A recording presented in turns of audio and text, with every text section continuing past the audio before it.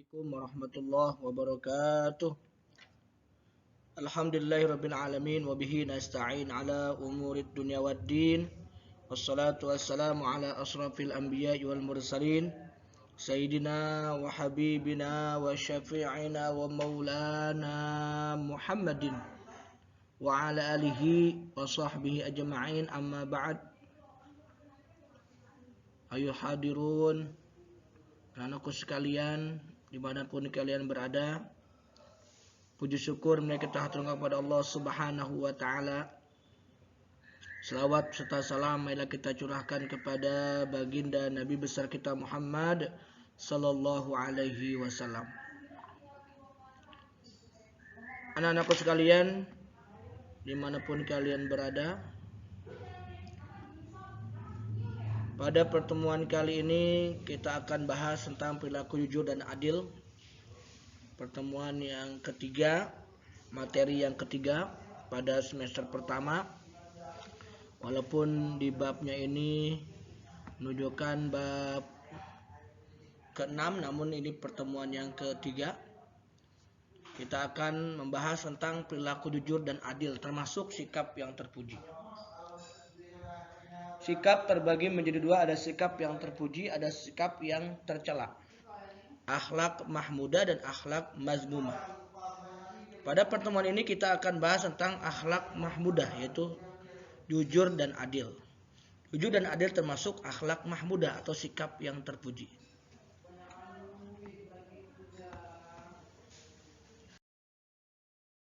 Pada konsep yang pertama, jujur dan adil, kita akan membahas tentang pengertian jujur, pengertian adil, lalu kita akan klasifikasi jujur, klasifikasi adil.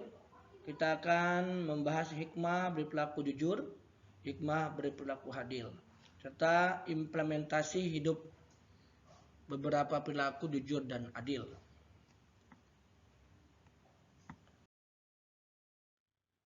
Perilaku jujur dan adil. Kejujuran seorang siswa dapat diimplementasikan di sekolah dengan tidak menyontek ketika ujian. Ini adalah sikap yang jujur ketika dia tidak mencontek ketika ujian.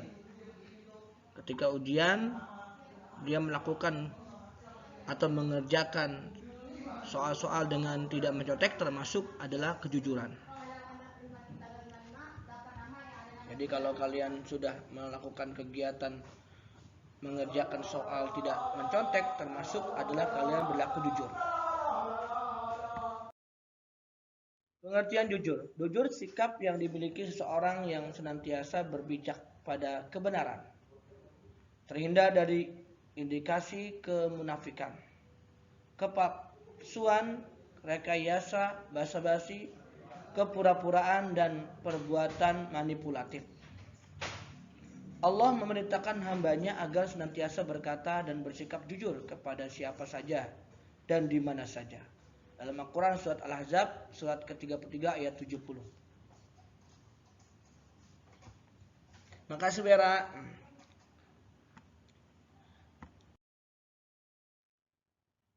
Jujur dalam perkataan. Jadi ada klasifikasi jujur. Jujur pertama, jujur dalam perkataan. Sikap seseorang yang melakukan berkata benar atau selalu melakukan perkataan yang benar, tidak mengurangi, tidak menambahkan, terhindar dari sifat munafik dan manipulatif.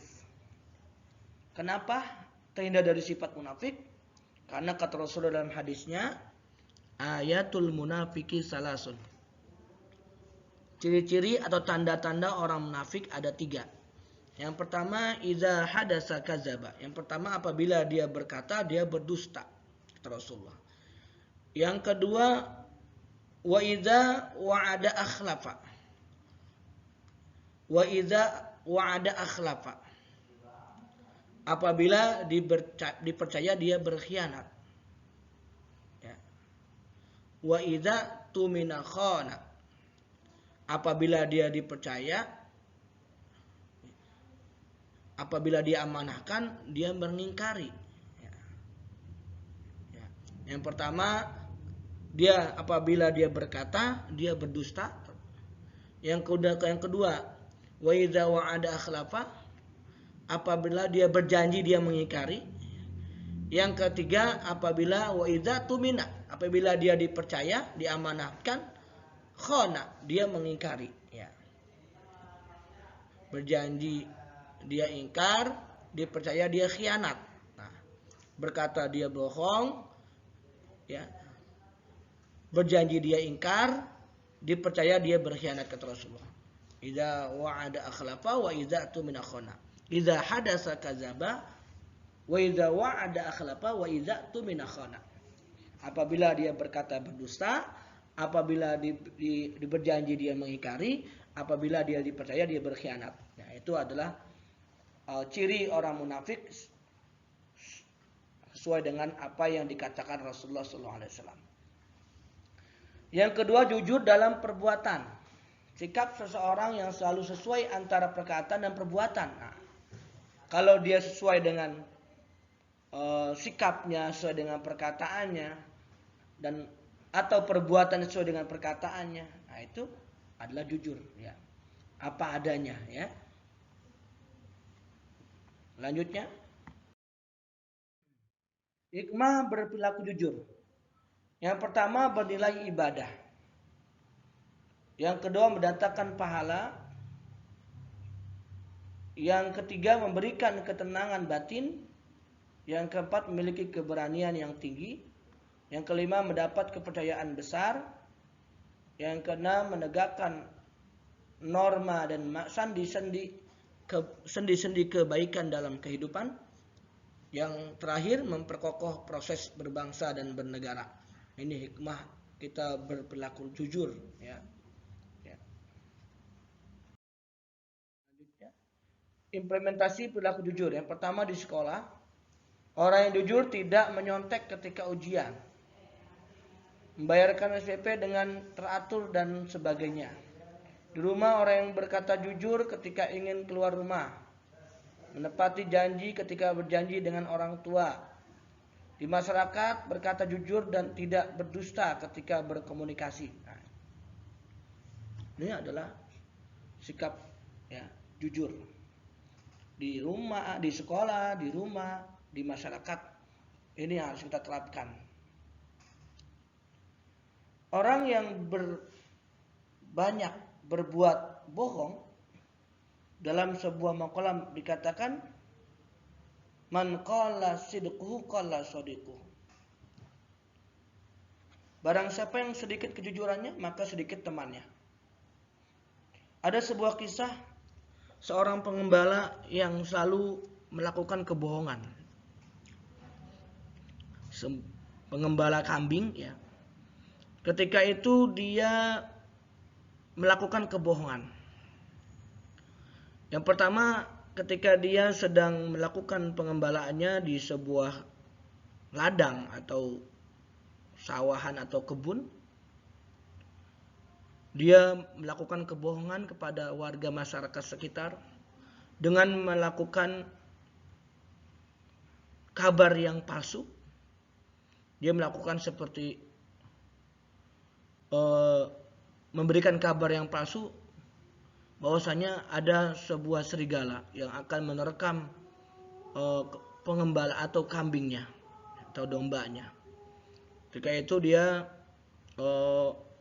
berbohong, ada serigala, ada serigala,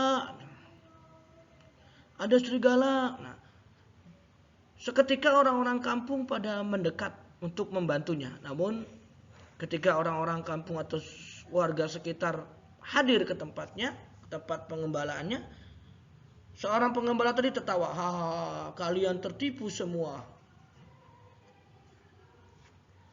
Anakku sekalian, ini adalah sebuah kebohongan. Kedua kalinya pun melakukan seperti itu. Ada serigala, dengan tujuan berbohong. Ketiga kalinya seorang pengembala itu ternyata betul-betul semua hewan pengembalaannya diterkam dan oleh serigala. Dan ketika pengembala tadi berteriak-teriak, ada serigala, apa yang terjadi? Semua warga masyarakat tidak ada yang percaya kalau dia dan binatang pengembalaan itu dimakan oleh serigala. Kenapa? Karena perbuatan yang pertama dan kedua itu sudah membuat para warga sekitar kecewa. Namun teriakan yang ketiga ternyata benar ada serigala. Nah ini jadi adalah sebuah kebohongan akan menjadi sebuah kebohongan. Orang yang selalu berbohong tidak akan dipercaya. Bahkan kata makalah tadi, orang yang bohong, banyak berbohong, sedikit temannya. Tidak ada yang mau berteman dengan orang-orang yang suka berbohong. Anugerah sekalian, dimanapun kalian berada. Jadi kejujuran harus kita tanamkan. Ya, sejak dini, sejak saat ini. Ya. Bahkan Rasulullah SAW dalam hadisnya mengatakan, alaikum bisidqin. Tetaplah kalian berlaku jujur. Fa inna sidqa yahdi ilal birri. Karena sesungguhnya kejujuran itu mendekatkan kepada kebaikan. Fa innal birra yahdi ilal jannah. Dan sesungguhnya kebaikan akan membawa kita kepada surganya Allah Subhanahu wa taala. Jadi jelas, tetaplah kita berlaku jujur, ya. Kita harus tetap berlaku jujur. Kenapa? Karena orang jujur akan mendekatkan kepada kebaikan. Kalau orang jujur pasti dia orang baik. Kalau dia orang baik, Allah akan berikan dia tempat yang sangat mulia, yaitu di surganya Allah Subhanahu wa taala. Anak sekalian, mari kita terus pertahankan kehidupan kita selalu melakukan kejujuran dalam semua perilaku dan bertindak. Sama siapa saja, sama guru, sama orang tua, sama kawan, sama saudara kita dan tetangga dan sebagainya. Di sekolah, di rumah, dan di masyarakat kita harus berlaku jujur. Ini adalah kejujuran. Kita berikutnya, contoh perilaku jujur di masyarakat. Berkata jujur dan tidak berdusta ketika berkomunikasi. Ya. Ketika berbicara, ketika bergaul dengan tetangga dan kerabat. Sebenarnya dengan tetangga di rumah, di masyarakat kita tidak boleh melakukan kebohongan atau mendustakan ya. Dengan berkomunikasi kita harus melakukan kejujuran. Ya. Bersikap jujurlah dalam segala ya. Jika kamu diberikan amanah, diberi kepercayaan, di masyarakat kita dijadikan sebuah warga yang diberikan, misalkan kalian bergaul pada masyarakat di RT, di RW, dijadikan kalian anggota Karang Taruna, kalian diberi percayaan untuk memegang uang untuk melakukan kegiatan 17-an misalkan. Nah, kita harus jujur, jangan kita selewengkan uang yang kita pegang untuk melakukan kegiatan 17-an. Ya. Contohnya seperti itu. Anak sekalian, selanjutnya perilaku adil. Jadi jujur dan adil termasuk satu paket dalam sikap terpuji. Adil ya, sama dalam bahasa sama dan seimbang. Adil dalam arti sama, membagi sama banyak, memberikan hak yang sama kepada orang atau kelompok sesuai dengan kesamaan keahliannya. Misal memberikan gaji yang sama kepada karyawan yang mempunyai keahlian dan tanggung jawab yang sama. Adil dalam arti keseimbangan. Seimbang memberikan hak yang seimbang dengan kewajiban yang diberikan atau memberikan sesuai dengan tingkat kebutuhan. Misal orang tua memberikan uang saku kepada anaknya sesuai dengan kebutuhan masing-masing. Ya. Yang SMA dikasih 20.000 karena sudah besar dan jarak sekolahnya jauh. Yang SMP dikasih 15.000 karena tidak terlalu jauh. Yang SD 10.000 karena diantar sama orang tuanya. Ya. Ini sesuai dengan kebutuhan. Jadi yang SMA memang udah pasnya 20.000, yang SMP 15.000. Ya. Jadi jangan dibagi rata. Kalau dibagi rata justru tidak adil karena kebutuhannya mereka masing-masing berbeda. Yang SMA sudah banyak kebutuhannya, maka dikasih 20.000. Yang SMP 15.000, dan SD 10.000. Kenapa? Karena diantar oleh orang tua. Tidak naik mobil, tidak naik ojek dan sebagainya. Klasifikasi adil. Adil kepada Allah, adil kepada diri sendiri, adil kepada keluarga, adil kepada orang lain, adil kepada makhluk hidup lain. hewan dan tumbuhan dan lingkungan. Perilaku adil ada sebuah contoh seorang sahabat Nabi yang bernama Umar bin Khattab radhiyallahu an, seorang khalifah yang kedua setelah Abu Bakar Siddiq. Sahabat Umar bin Khattab pernah didatangi seorang Yahudi, seorang tua, kakek-kakek tua Yahudi melaporkan sesuatu kepada Umar bin Khattab, yang mana tempat tinggal seorang Yahudi ini di Mesir, ya. Lalu kakek tua Yahudi itu mendatangi Sayyidina Umar bin Khattab radhiyallahu an, ya. Seorang kakek Yahudi melaporkan, ya Amirul Mukminin, wahai Khalifah Umar, saya ingin meminta keadilan. Rumah saya digusur di Mesir karena ingin dijadikan sebuah masjid. Rumah saya digusur ya Khalifah dengan seorang gubernur di Mesir, ya, yang bernama waktu itu gubernurnya Amr bin As. Ya, sahabat Amr bin As menjadi gubernur Mesir, ternyata melakukan ketidakadilan. Mendengar hal tersebut, Umar bin Khattab sedikit marah, wajahnya merah. Lalu Umar bin Khattab radhiyallahu an mengambil tulang yang sudah busuk. Ambil tulang, ada sebuah tulang onta katakan pada saat itu, ya. Tulang onta yang sudah busuk, ya. Lantas tulang onta tersebut sama Umar bin Khattab yang sudah busuk itu diberi coretan seperti huruf alif. Ya. Tulang sudah busuk itu diberikan coretan atau dituliskan huruf alif yang lempeng, yang lurus. Lalu kata Umar bin Khattab, wahai kakek tua, berikanlah ini kepada gubernur Mesir Amr bin As. Ya. Ketika itu bingung, kok saya kepengen minta keadilan, kenapa diberikan tulang yang seperti ini? Tidak banyak tanya, langsung kakek tua itu kembali ke Mesir dan bertemu dengan gubernur Mesir Amr bin As. Ketika itu Amr bin As datanglah seorang kakek Yahudi tadi kepada Amr bin As. Diberikan tulang tersebut. Ketika menerima tulang, dikatakan, wahai Pak Gubernur, ini saya dapat salam dari Khalifah Umar bin Khattab. Diterimalah tulang itu, dilihat. Tiba-tiba Sayyidina Amr bin As wajahnya ketakutan. Ya. Langsung masjid yang sudah dibangun di atas tanah seorang kakek Yahudi tadi langsung dibongkar dan dibangun kembali rumah seorang kakek Yahudi tua tadi, dibangunkan rumah seperti semula. Dan kakek tua itu langsung kebingungan, kok hanya sekedar tulang ini kok bisa mereka pada berubah. Lalu ditanya, kenapa wahai gubernur kok kamu ketakutan dengan hanya sebuah tulang ini, katanya. Bahkan ini tulang sudah busuk.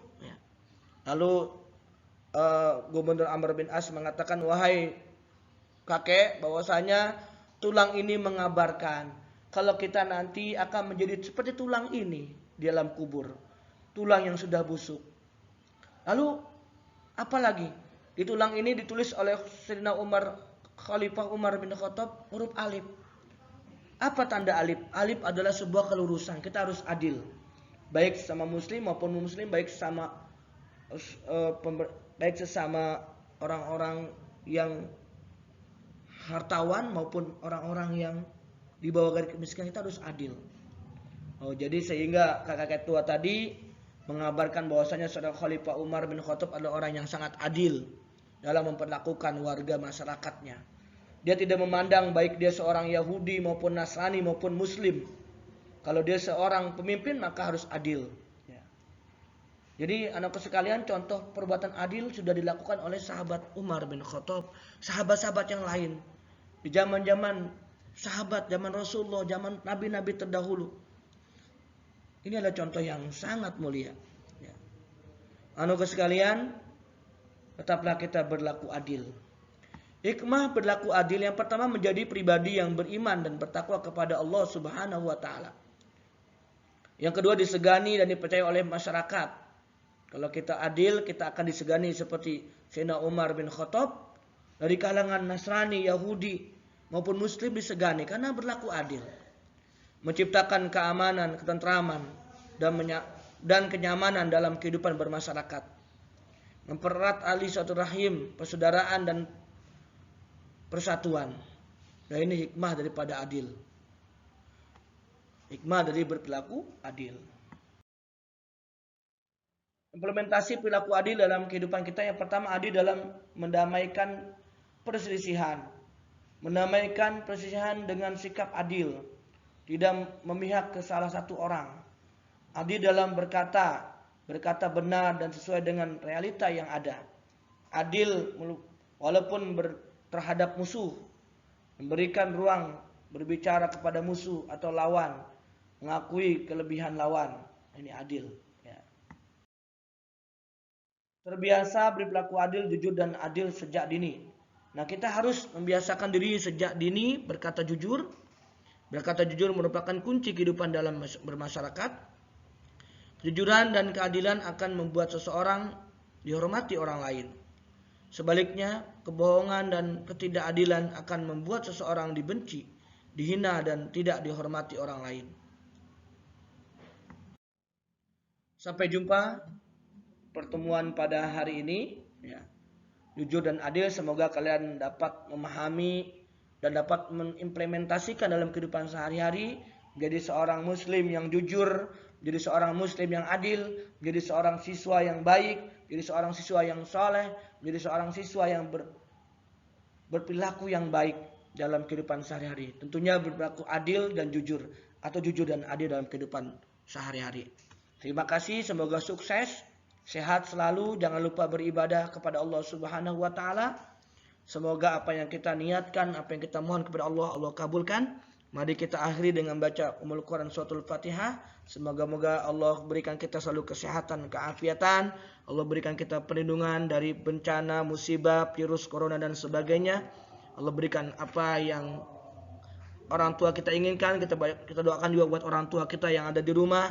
Mudah-mudahan orang tua kita Allah berikan kesehatan, keafiatan. Orang tua kita Allah berikan panjang umur dalam taat. Apa yang kita doakan untuk orang tua kita Allah kabulkan ala hadhihi niyyah. Wa likulli niyyatin shalihah. Wa ila hadratin nabil Mustafa Muhammadin sallallahu alaihi wasallam kiramil Fatihah. A'udzubillahi minasyaitonir rajim. Bismillahirrahmanirrahim. Alhamdulillahirabbil alamin arrahmanir rahim maliki yaumiddin. Iyyaka na'budu wa iyyaka nasta'in ihdinas siratal mustaqim siratal ladzina an'amta 'alaihim ghairil maghdubi 'alaihim waladdallin. Rabbighfir lana wa liwalidina amin. Subhanakallahumma wa bihamdika asyhadu an la ilaha illa anta astaghfiruka wa atubu ilaik. Terima kasih dari Bapak. Wassalamualaikum warahmatullahi wabarakatuh.